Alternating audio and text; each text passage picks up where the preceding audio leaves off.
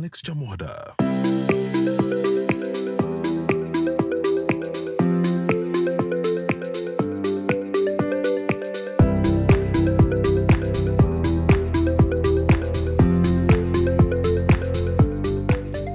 Many Kenyans living abroad, or daring abroad if you like, have gone through hell when it comes to building their homes back home. You know what I mean? But there's smarter ways of doing it nowadays. Use credible, professional, transparent bodies that will help you build as you have your peace of mind while you go on with your business abroad. Now, I've met a Kenyan who lives in Arizona, USA, Diana Githu, who has put up this house here.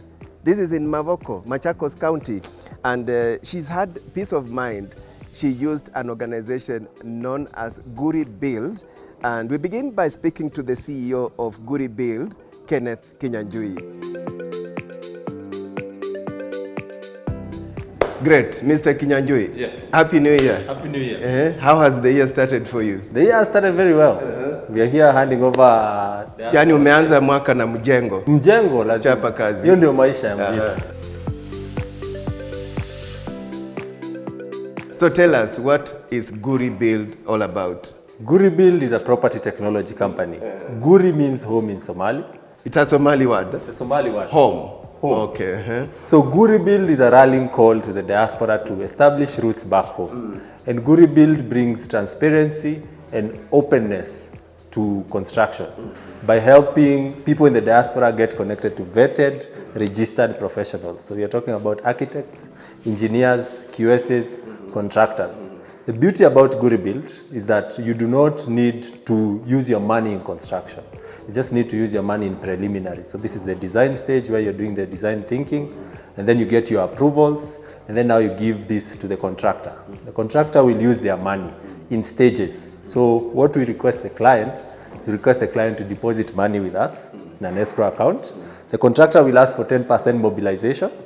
Then they will give a performance bond against the 10%. After this, he will use his money until 20-30%. He will request for a stage valuation inspection from the architect, and Guri will also do a stage valuation. Okay. So with this report, we're able to judge whether the work is quality, the work was done according to the designs, and we are able to pay the contractor. And we're able to roll this process over until the house is complete. Wow. So you give a client peace of mind as they do their business abroad. Exactly. Yes. So is it just business, or what problem were you solving, or are you solving? What did you intend to do? Because is it just business? There is business to it, but the biggest problem we are trying to solve is that the people in the diaspora have been sending money to their relatives, and this money has been going to other things. So you will find that you have been sending a lot of money, but you find a smaller structure than was expected. The quality is also not good because they do not involve professionals. So we bring the aspect of professionals, and at the same time we safeguard your money because your money is not being used to construct. So when a mistake happens actually in our processes, we take the contractor to task to correct the mistake because he will be paid after the mistake has been corrected, not before. Not before. Yes. And you know, by the way, there are some who have used even professional companies for professional bodies, but still, you know, ended up losing their money because of certain steps that were missed. Not that they were conned, but there are certain issues to do with the title deeds, to do with the various legal processes. So what measures are you putting in place to ensure that your clients don't fall into such pitfalls? Before we get onto site, we really do a thorough check on your piece of land, and we will have disclaimers on your piece of land. So given that some people don't have titles, we'll actually tell you that this piece of land does not have a title, so anything that will befall you after you start constructing is not liable to us. So you get to decide whether we continue or not. The pieces of land with titles, we'll look at it from the map angle, we'll look at it from the survey angle, we'll look at it from the green card angle, and we'll also come on the ground and have historical background checks with the community. So what happens also on the ground, you could have a genuine title, but maybe this piece of land was sold to several people. Or at the same time, an area could have mungiki or kind of gangs that will disturb you. So we really do try and give this advice to the clients. Is it just the diaspora you're serving? We are serving both local and diaspora, but the big market that we're seeing that is warming up to this is the diaspora because of the time aspect. So someone in the diaspora will travel back home for about 2 months, take an Airbnb, try and build up to a certain stage and go back home. But you see, if they take the 2 months and work, then that money can be used in their construction. Okay. And Kinyanjui, many, they're abroad, would want to be monitoring the project to just see real time what's happening. Yes. Is that happening with your service? Yeah. So we have a cluster of services. So we do give stage inspection reports. We also give monthly inspection reports. And we can also do IoT cameras on the piece of land, such that you log in onto your account on our platform, you click on the link, and you're able to see real time what is happening. Yeah. Okay, great. And why? Let me talk about the timing. You see, for you, I don't know when you began, but currently there is a group of Kenyans, planning to come back. Those who relocated to, especially US, UK, in the 30 years ago, 40 years ago. Yeah. Have you seen any interest among this group? From my personal experience, I think there is that group that is looking forward to relocate. Yeah. Yes. And do you have any special incentives for them? Yes, so what we really try and do for the diaspora community, and especially those who are trying to settle back home. So the returnees. The returnees. We've been getting into a lot of educative videos, just trying to educate them about construction. At the same time, the ones I've interacted with are looking at alternative building materials. Something like prefabricated materials. And so these are very interesting because they are very easy to set up houses. And they are able just to get them in a very short span.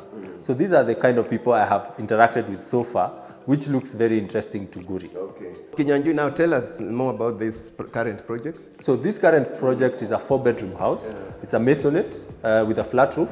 And the client approached us earlier in 2022. So they had a vision of building a house, but they had never done any construction. So they were very green. And so we've been able to hold their hand, tell them what happens where, what happens next. And so they've been very much involved in the process. In terms of even the finishes, they've chosen every little bit of finish you see in the house. So they've been involved even if they are in the US, but they get updates in terms of them seeing what is happening on the ground. Yeah. Okay. So are they happy? They are very happy. Today we are here trying to hand over the house to them, and so we will get to hear from them. And yeah, actually, so I've seen tents around. What's the ceremony about? Yeah, so we are handing over the main house to them. They are traveling back on the 5th, and they said that they will want to spend a night in their house. So that is why we are here today. Okay. With the shilling, I mean, now losing to the dollar. Yes. So is it good for the diaspora or bad? Yet you also have the local client. So tell us about the dynamics. Local, diaspora, the shilling losing. Yeah. So the shilling losing is a benefit to the diaspora, but they also get to send more money because in construction, we've seen quite a rise in construction inputs in terms of price since the year started in 2023 to year end, almost 50% increase. And so this has also led them to send more money to be able to just cater for the kind of finishes that people in the diaspora are looking for, high quality finishes. And these things are expensive because they're imported, so they're imported against the dollar, definitely. Wow. Yeah. Well done, Kinyanjui.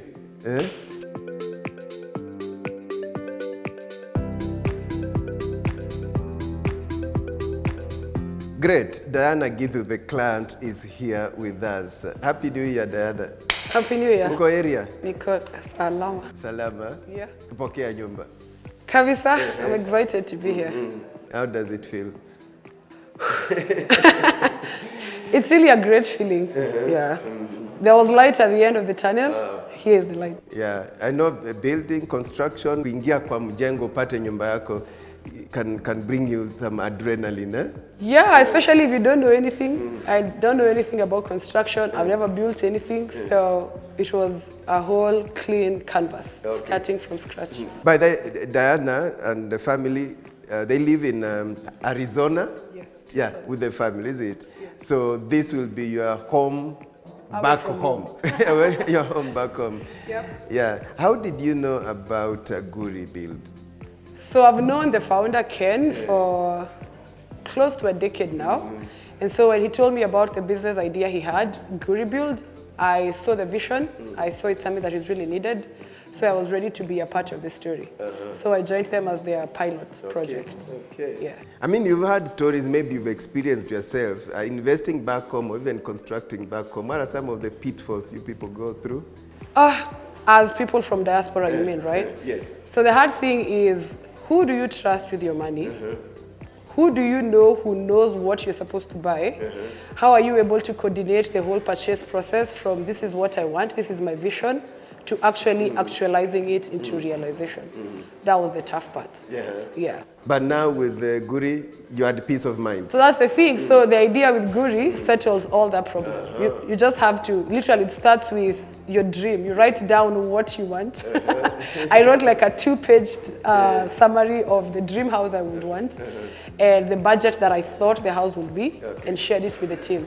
Then they were able to advise me and go like, well, the budget doesn't match what is in your head. So they helped me finally come up with something that is what I want and quality delivery. Why did you choose this location? And begin by telling us where are we exactly and how did you end up? How did you end up here? Yeah. So we're in Ngelani, Mavoko County. In Machakos County. In Machakos County. Oh yeah, Mavoko sub-county. Yes. Machakos County. Huh? Okay. So this is Ngelani City. I am a rangeland ecologist, so I love drylands and views like this. The grasslands invited me here. Wow. Yeah. And so when you're up there, you have a really nice view, and that's what I was looking for. Okay. Yeah. Wow, amazing. I know how it feels, and congratulations, Diana, for your new home. Thank you so much. You said home away from home, so kona nyumba nyumbani na nyumba Marekani. Yeah, alhamdulillah. Yeah. Thank you so much for the show you do too. You're teaching us a lot. Yes. Yeah. It's an opportunity for us to know what we can, for people here to know what we do back there. And now things like Guri Build are ideas for people there to know what's happening in Kenya. Yeah. So it's a good exchange. Yeah, well put, because we showcase the happenings abroad and back home, including investment opportunities back home, like this one. Reach out to Guri Build. Asante sana and safari njema as you go back to the US. Asante. Asante Diana.